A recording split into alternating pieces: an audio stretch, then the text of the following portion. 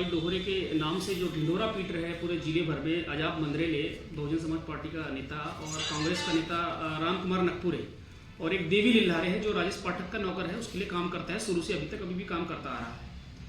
और वो 3 दिन से ढिंढोरा पीट रहे हैं और एनजीटी के ऑर्डर बता रहे हैं कि मुझे एनजीटी ने ब्लैकमेलर बताया है। ये है एनजीटी का ओरिजिनल ऑर्डर, आप इसकी फोटो ले सकते हैं और आप इसमें देख लीजिए कहाँ पर कौन सा ब्लैकमेलर है और क्या कहा है एनजीटी ने। ये ओरिजिनल ऑर्डर है उसका। वो झूठी और भ्रामक जानकारी लोगों को दे रहा है, उसको एनजीटी को ऑर्डर मांग रहे हैं तो ऑर्डर भी नहीं दे रहा है। एक कौशलनाथ तुर्कर नाम का व्यक्ति था चिचोली में, जो रेत माफिया राजेश पाठक के लिए काम करता था। उसने एक एनजीटी की जब जांच हुई, यहाँ पर कमिश्नर छापामार कार्रवाई की, उसके बाद में 4 जनवरी 5 जनवरी 2024 को जांच हुई। 9 जनवरी को उसने एसडीएम को मेरे खिलाफ एक ऑर्डर, वो आवेदन दिया है, और वो आवेदन दिया है, इन्होंने जो जवाब बना के दिया है वो जवाब को एनजीटी का ऑर्डर बता रहा है अजाब मंदरेले। आज तक वो किसी को ऑर्डर भी नहीं बता रहा है। ओरिजिनल ऑर्डर ये है, देख सकते हैं आप, इसका निपटारा 1/2/2024 को हुआ है। और इसमें केवल ये कहा है एनजीटी ने कि जिन लोगों ने अवैध उत्खनन किया, समिति ने पाया, उनसे हमने जुर्माना वसूल किया है। और रही बात अधिकारी लोग राजा लिल्हारे का फोन नहीं उठाने की, तो ये जांच हमारे एनजीटी न्यायालय के अधीनस्थ नहीं आती है, ये दूसरी एजेंसी इसको करेगी। और लास्ट में उन्होंने कहा है कि राजा लिल्हारे स्वतंत्र है किसी व्यक्ति विशेष या स्थान विशेष की शिकायत करने के लिए। इतना ये ऑर्डर है बस। और इसको गलत तरीके से प्रसारित किया जा रहा है पूरे जिले भर में कि मुझे एनजीटी न्यायालय ने ब्लैकमेलर बताया है। और अजाब मंदरेले आज तक किसी को कोई ऑर्डर भी नहीं दिखा पाया है, केवल 2-3 लाइन पढ़ के बता रहा है। मैंने भी कुछ लोगों से ऑर्डर मांगा तो उनके पास ऑर्डर ही नहीं है, और स्पष्ट छाप रहे कि राजा लिल्हारे को ब्लैकमेलर बताया एनजीटी न्यायालय ने। और एक पंचनामा दिखा रहा है कि मेरे खिलाफ में अवैध उत्खनन का टोयापार में एक पंचनामा बना है। मैंने कल कुछ पत्रकार भाई लोग भी कॉफी हाउस के सामने बैठे थे, उनके सामने मैंने नायब तहसीलदार को फोन किया, उनके सामने भी वो बोल रहा है नायब तहसीलदार की भैया वो राजा लिल्हारे आप नहीं है, केवल राजा लिल्हारे लिखा है, मेरा एड्रेस नहीं, मेरा गांव नहीं, और मतलब मेरा जो जितेंद्र नाम वो भी नहीं है। केवल कुछ लोगों ने बोल दिया राजा लिल्हारे, तो राजा बोले महाराष्ट्र का राजा लिल्हारे। और ये मेरा ढिंढोरा पूरे जिले में पीट रहा है अजाब मंदरेले, और मुझे बदनाम कर रहा है कि मैं असामाजिक तत्व हूं और मैं रेत का अवैध उत्खनन करता हूं। और जो बेवंता बाई की जो वो बात कर रहे हैं, ये मेरा आवेदन नहीं है, बेवंता बाई का आवेदन है। आप देख सकते हैं मैंने इसको आरटीआई से निकाला है, थाने से। अब बेवंता बाई इसमें खुद कह रही है कि अपराध मैंने नहीं किया है। वो मेरे ऊपर केवल इतना आरोप लगा रही है कि मैंने थाने में अपने बाहुबल के दम पर, थाने के अधिकारी मेरे से इतने घबराते हैं कि मेरे नाम से डरे हुए हैं, और मैंने अपने बाहुबल के दम पर उनकी एफआईआर, झूठी एफआईआर लिखी और उनको एफआईआर करने से रोका।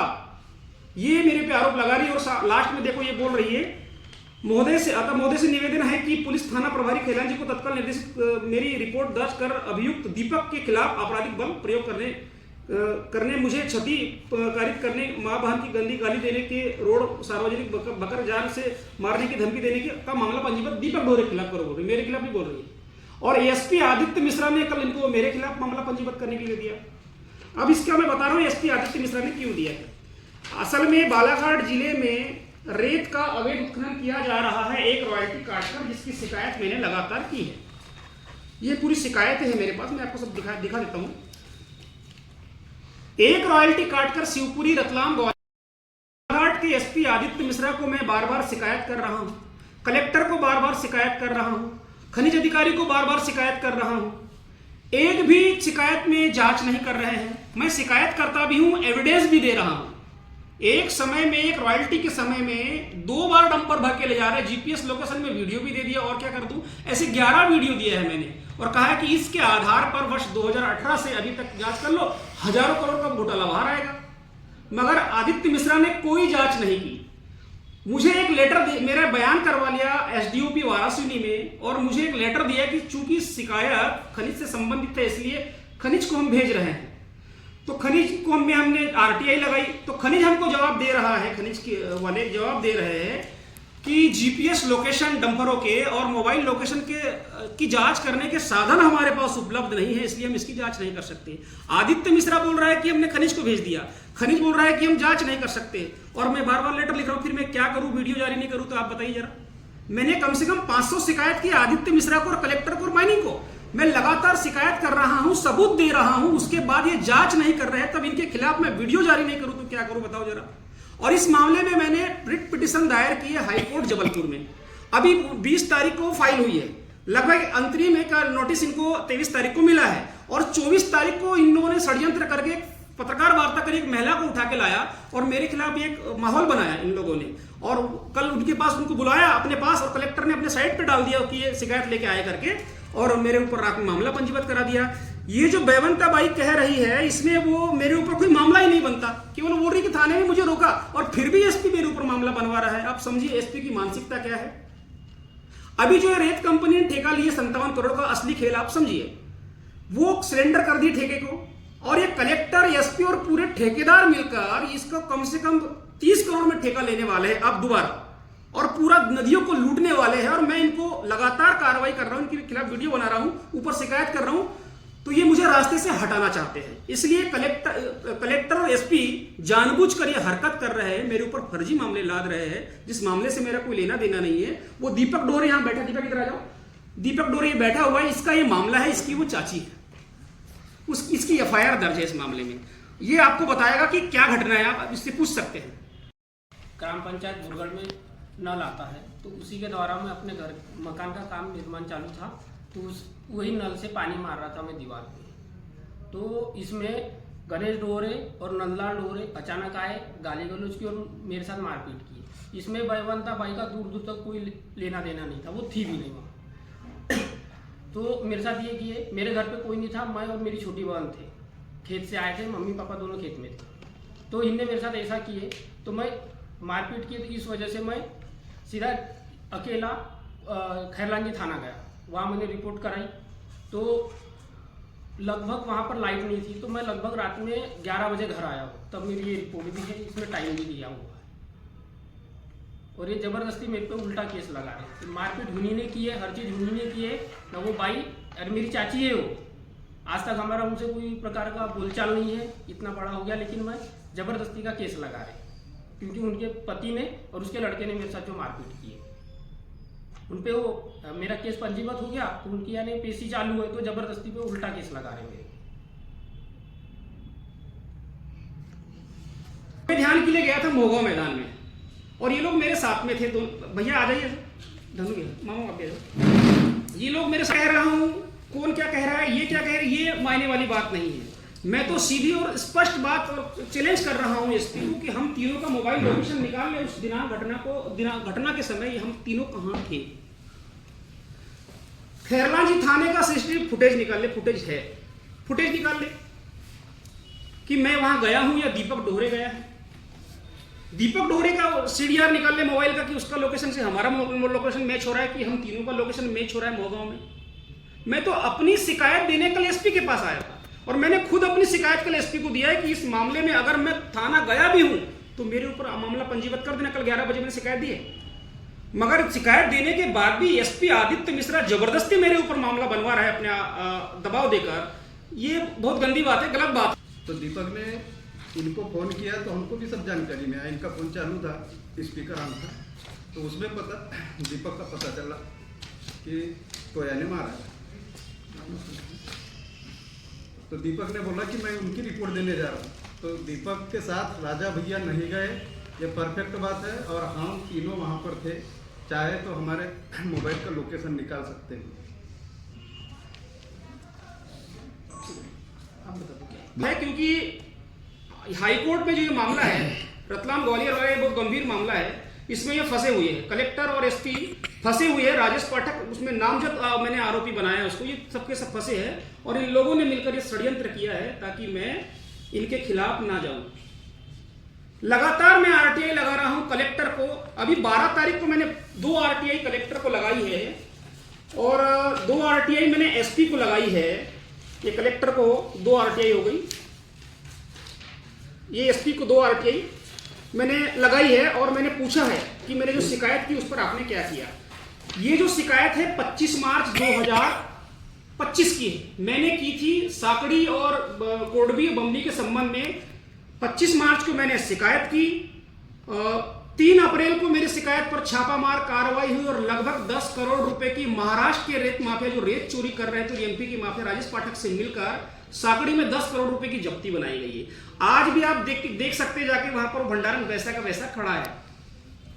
इस पर मैं आरटीआई लगा के जानकारी मांग रहा हूं, मुझे जानकारी नहीं दी जा रही है। ये सिवनी की रॉयल्टी काट कर महाराष्ट्र के माफिया से मिलकर रात में महाराष्ट्र में रेत बेच रहा था राजेश पाठक। मैंने इसमें स्पष्ट कहा कि डंपर वाहन की जीपीएस लोकेशन और रॉयल्टी में उल्लेखित ड्राइवर के मोबाइल नंबर के आधार पर इसकी जांच कर ले, स्पष्ट हो जाएगा कि डंपर कभी सिवनी गया ही नहीं है और इन्होंने इधर से रेत चोरी करके बेची है।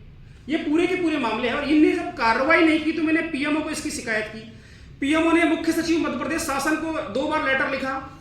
मध्य प्रदेश के मुख्य सचिव ने स्टेट माइनिंग कॉर्पोरेशन को लिखा। स्टेट माइनिंग कॉर्पोरेशन लगातार 3 बार बालाघाट के कलेक्टर को इसकी जांच के लिए लेटर लिख रहे हैं, मगर बालाघाट के कलेक्टर इसकी जांच नहीं कर रहे, माइनिंग वाले इसकी जांच नहीं कर रहे हैं। तब मैंने इसको रिट पिटीशन हाईकोर्ट में लगाया है और ये बौखलाए हुए क्योंकि हजारों करोड़ का ये मामला है। मैंने सबूत भी दे दिया है कि किस तरह से चोरी करते हैं। हमने इसमें काफी सारे सबूत भी निकाल लिए हैं। तो इस तरह का ये मामला है और इस मामले को दबाने के लिए ये सब ये षड्यंत्र कर रहे हैं और मुझे खुद रेत का अवैध उत्खनन करता हुआ ये अपराधी बता रहे हैं। अब आपने देखा होगा कि खनिज के अधिकारी और कलेक्टर बार बार अपने फेसबुक पेज पर पीआरओ बालाघाट में और न्यूज़पेपर के माध्यम से लगातार ये बोल रहा है कि कहीं अवैध उत्खनन की जानकारी हो तो हमें दे। मैं अवैध उत्खनन की जानकारी खनिज के अधिकारी फरहद जहां को दे रहा हूं, कलेक्टर को दे रहा हूं। ये सारे स्क्रीनशॉट है, मैंने जितने कलेक्टर को दिए ये पूरे स्क्रीनशॉट है, बकायदा जीपीएस लोकेशन ने पूरा दिया है। मैं इनको चोरी की जानकारी दे रहा हूं और लगातार मेरी जानकारी पर शिकायत पर कार्रवाई हो रही है। मैंने धपेरा की शिकायत की, 12 दिसंबर को ट्रैक्टर पकड़ा। धापेवाड़ा की शिकायत की, 2 बार पुल तोड़ा। गायखुरी की शिकायत की, गायखुरी का पुल तोड़ा। पिटीशन दायर हुई है तो, और अभी ये एक मामला है, बालाघाट एसपी आदित्य मिश्रा मेरे ऊपर ऐसे कई फर्जी मामले भी बनाएंगे क्योंकि वो उनके खिलाफ मैंने हजारों करोड़ के घोटाले की पिटीशन हाईकोर्ट में दायर की है। मुझे परेशान किया जा रहा है जानबूझकर। उस महिला के परिवार से आज तक 12 साल से भोरगढ़ में रह रहा हूं, एक लफ्ज तक बात नहीं की है मैंने। अब वो महिला खुद ही पहले पूर्व में खुद अपनी शिकायत कर रही है और मेरे को पता नहीं थाने में रोका, और अब कल थाने में शिकायत की है कि मैं घर में घुसा हूं, मैंने उनके घर में घुस के वो किया है। गजब तमाशा मचा दिया बालाघाट की एसपी आदित्य मिश्रा ने। कोई मिला के साजिश कर रहे हैं और ये बोला जाता है ये साजिश कर रहे हैं आदित्य मिश्रा और उनके जो लोग मिलके राजा लल्ला ने इस तरह से परेशान किया, इतना प्रताड़ित किया और जब अपना झूठा मामला बना के जेल में डालने की कोशिश की उन्होंने। बालाघाट जिले में पूरे जिले भर के लोगों को हम बुला के यहाँ बड़ा एक आंदोलन करेंगे किसी एक मुद्दे पर। पुलिस ये ना सोचे कि कोई जनता नहीं, जनता लाखों में आएगी जनता यहाँ।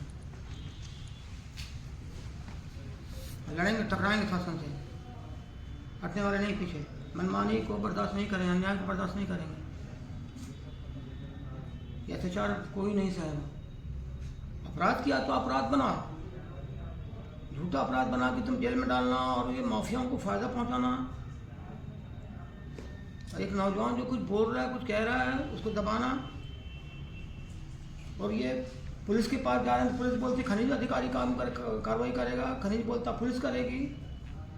अरे भाई पुलिस के पास तो अपराध को दर्ज करने का ना, वो तो अपराध नहीं दर्ज कर रहे। राजा के खिलाफ में झूठा अपराध कोई है तो उसको दर्ज करो, हमारे खिलाफ कोई झूठा अपराध हो जाए तो उसको दर्ज करो।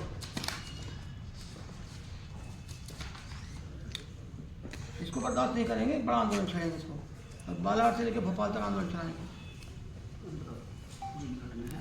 राजा भैया के ऊपर अवैध रूप से परिवहन करते हुए नहीं पाया गया है। शिकायत में उक्त उल्लेखित 14 वाहनों की जीपीएस लोकेशन एवं ड्राइवर के मोबाइल नंबर की लोकेशन के संबंध में विभाग के पास कोई जांच हेतु साधन उपलब्ध नहीं है, आप देख सकते हैं।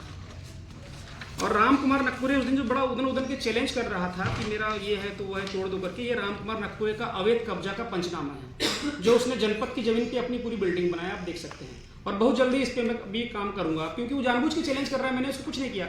और दूसरी बात ये भी बता दूं आपको, मैं आजाद मंदरेले और राम कुमार नकपुरे को मैंने कभी कुछ नहीं किया, कभी कुछ बोला ही नहीं, बोला ही नहीं। शुरू उनने किया, सांप का जहर से उनने शुरू किया जी। वो सफाई देने की जरूरत नहीं है, आप तो उनका क्या अवैध कब्जा किया है जी जी, ये दिखाओ ना बस। हाँ, ये अवैध कब्जे का पंचनामा है राम कुमार नकपुरे का। भगत सिंह नकपुरे और राम कुमार नकपुरे ने जनपद की जमीन पर बिल्डिंग बांध बनाया है, ये उसका पंचनामा। कितनी जमीन होगी बताओ ना, कितने की कीमत की जमीन होगी, कितनी जमीन कितनी कीमत होगी, ऐसे बताओ आप। ये पूरा संयुक्त, वो जो जितने लोग का कब्जा है ना, संयुक्त पूरा है उसमें। इसने कितना किया है, इसकी कितनी की है, ऐसा अलग अलग नहीं लिखा है, इसमें लिखा है ये राम कुमार और भगत सिंह, ये राम कुमार उन्हीं के परिवार के। हाँ, ये उनके भगत सिंह है ना, इनने ये कब्जा किए करके 0.112 डिसमिल ये है एक, और एक है ये पूरा है, ये वहाँ की रिपोर्ट है, तहसील की रिपोर्ट।